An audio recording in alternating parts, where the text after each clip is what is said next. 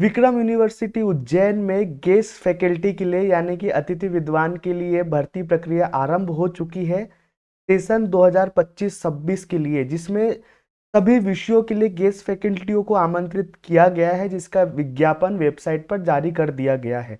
इस guest faculty में आपका जो वेतन है, जो सैलरी है, वो होने वाला है पूरे 50,000, जो कि एमपी हायर एजुकेशन में जिस तरीके का होता है वही सेवा और शर्तों के आधार पर आपको वेतन दिया जाएगा।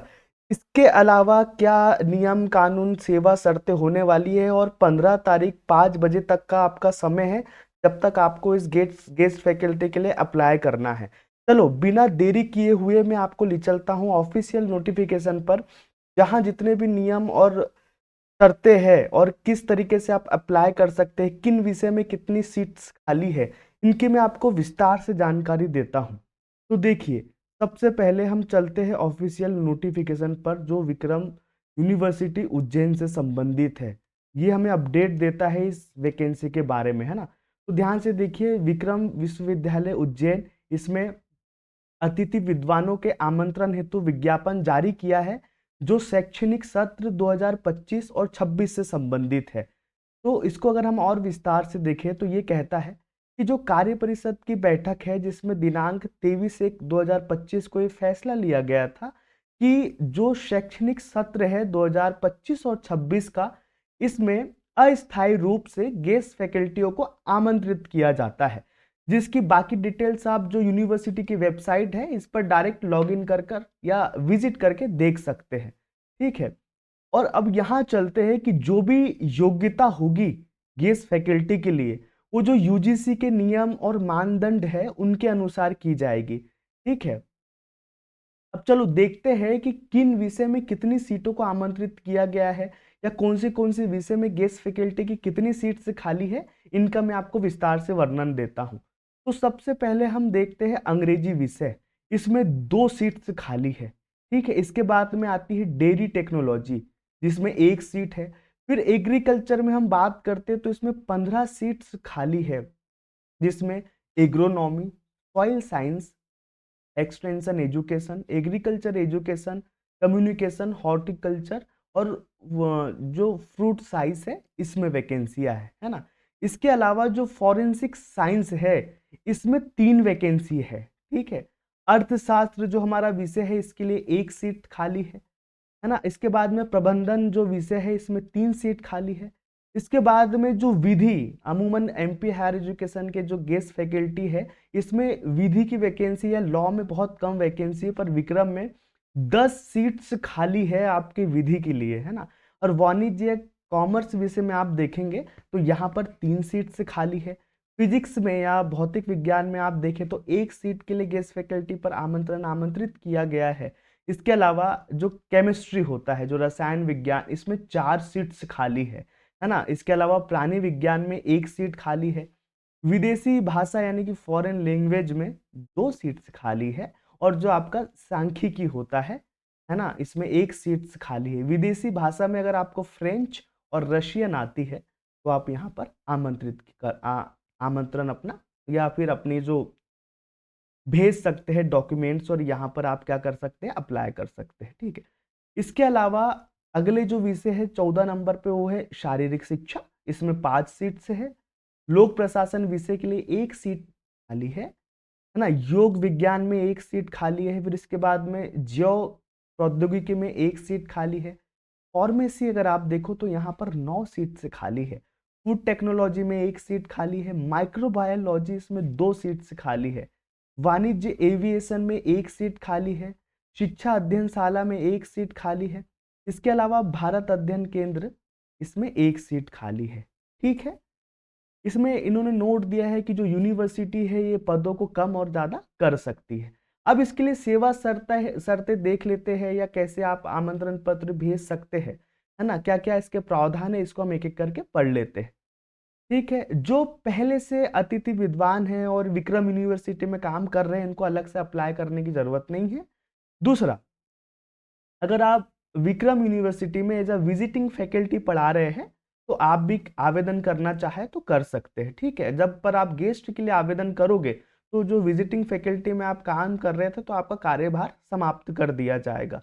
और यहाँ पर बात आती है कि मेरिट लिस्ट कैसे तैयार की जाएगी। तो देखो, मेरिट लिस्ट का निर्धारण जो जैसे मध्य प्रदेश हायर एजुकेशन में जिस प्रक्रिया से निर्धारित होता है, यहाँ पर भी उसी प्रक्रिया को अपनाया जाएगा विक्रम विश्वविद्यालय उज्जैन में, है ना। पर इसमें थोड़ा सा अलग है, हमारे एमपी हायर एजुकेशन में जो मेरिट लिस्ट बनाने की प्रक्रिया है विक्रम यूनिवर्सिटी में उससे थोड़ी अलग है, क्योंकि मेरिट लिस्ट को केवल यहाँ 60 नंबर दिया है। इसके अलावा 40 नंबर का वेटेज है इंटरव्यू का, यानी कि 60 नंबर आपको मिलेंगे मेरिट से और 40 नंबर का आपका यहाँ साक्षात्कार या इंटरव्यू होगा। ये क्लियर हो गया। अब एमपी हायर एजुकेशन में मेरिट कैसे बनाई जाती है तो एक बार आप यहाँ पर देख लीजिए। जैसे देखो, आपके जितने भी परसेंट है ना, मान लीजिए एक व्यक्ति है जिसका नाम राम है ना, इस राम के है 80% अपने पीजी में, है ना। तो राम के अगर पीजी में 80% है तो इसमें से 80 माइनस 50 कर दिया जाता है, तो आपका टोटल स्कोर बच जाएगा 30। तो देखो 30 ये स्कोर हो गया। और अगर आप SC ST OBC और EWS, है ना, इन कैटेगरी से बिलोंग करते हैं तो आपको 10% इसका आरक्षण मिल जाता है। ये 80% का हम आरक्षण निकालते हैं। जो पीजी का परसेंट है इसका कैटेगरी में आपको लाभ मिलता है, यानी कि 10% आपको कैटेगरी का मिल जाएगा, तो 80 का 10% होता है 8।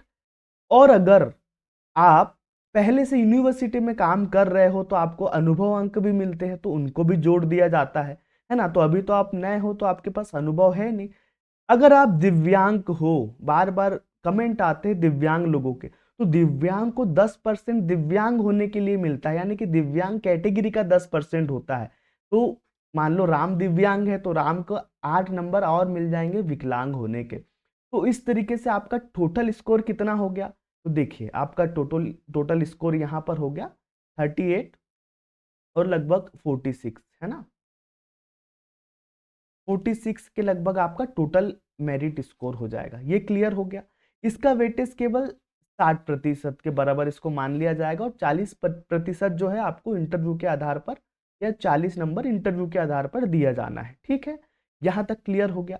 इसके अलावा इसके आगे की प्रक्रिया में क्या होगा, मान लीजिए आप एक सेमेस्टर कार्य करते हैं, है ना, तो जो वहाँ के HOD होंगे वो आपके कार्य करने के तरीके को देखेंगे।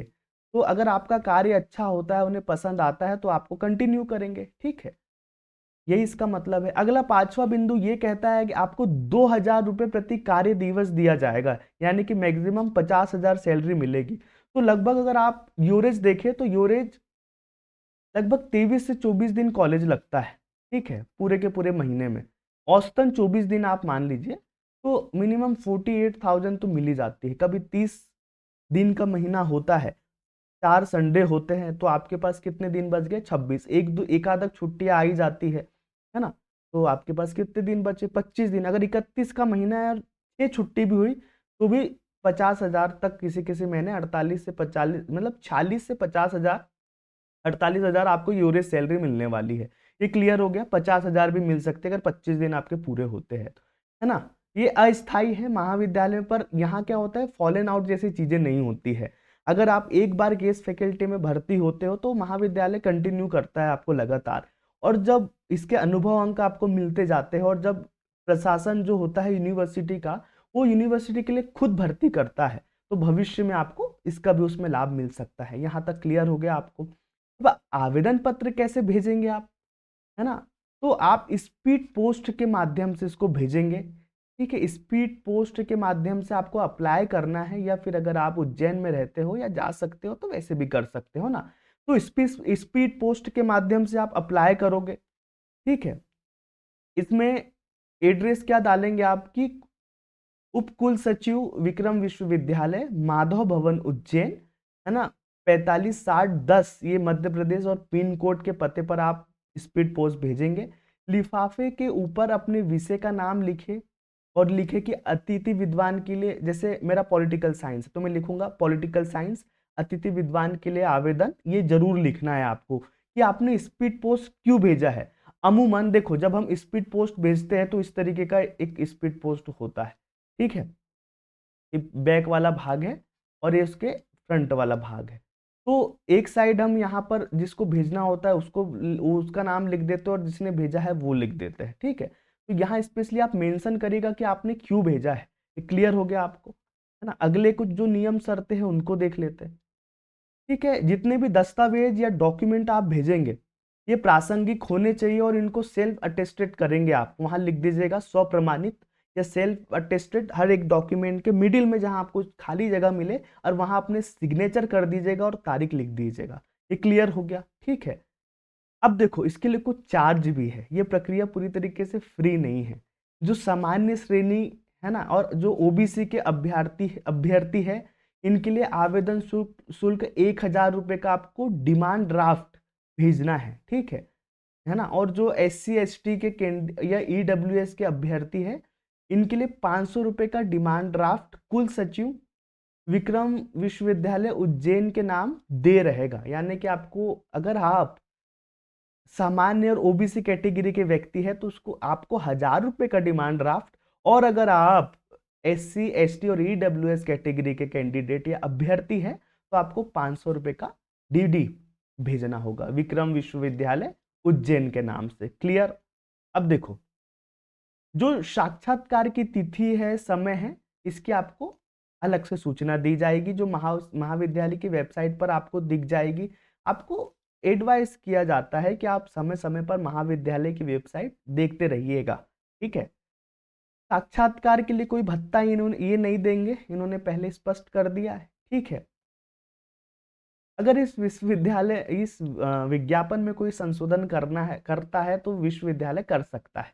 क्लियर हो गया भैया। इसके साथ में फॉर्म अटैच किया गया है जो मैं आपको उपलब्ध करा दूंगा, आप ग्रुप ज्वाइन करके वहां देख लीजिएगा, है ना। इस पैटर्न में इस फॉर्म को आप डाउनलोड करिएगा या प्रिंट आउट इसका निकालिएगा, इसको भर के पूरा, है ना। ये जो जो जानकारी और ये इस श्रेणी में आपको इस क्रम में डॉक्यूमेंट जमाने हैं सारे, है ना। इसमें आपको लिखना है गेस्ट फैकल्टी के लिए आमंत्रण है, name date of birth father name mail, है ना, आपका फ़ोन नंबर ईमेल कैटेगरी लिखना है और आपकी जो क्वालिफिकेशन है लाइक PhD अगर आपने किया है, नेट है, ठीक है। इसके अलावा अगर आपके पास सेट है तो ये लिख दीजिएगा, ईमेल कैटेगरी जो भी OBC SC ST या EWS जो है वो आप लिख दीजिएगा, है ना। एड्रेस और ये सब देख लीजिएगा, है ना। ये आप कर लीजिएगा और ये सारे डॉक्यूमेंट है ना 10th 12th graduation post graduation MPhil PhD net set JRF या अदर एक्सपीरियंस के जो भी आपके पास है ये सब आप लगा सकते हैं, ठीक है। अगर आपके पास एक्सपीरियंस है तो इसको भी आप यहाँ ऐड कर सकते हैं, या कोई रिसर्च में कुछ आपने विशेष कोई कार्य कर रखा है तो उसको भी आप यहाँ पर लगाकर भेज सकते हैं, है ना। ये सारी चीज़ें आपको बहुत विस्तार से मैंने एक्सप्लेन कर दी है और आशा करता हूँ आपको बड़े अच्छे से या पूरे के पूरे तरीके से या बहुत विस्तार से जानकारी बहुत अच्छी लगी होगी आपको। अगर किसी तरीके का कोई डाउट होता है तो आप बिल्कुल कमेंट कर सकते हो और कमेंट के माध्यम से हम आपके डाउट को दूर करने का पूरा प्रयास करेंगे, ठीक है। तो वीडियो पसंद आता है तो आप लाइक और शेयर कर दीजिएगा। मैं हूँ प्रोफेसर गौरव सोनी। नमस्कार।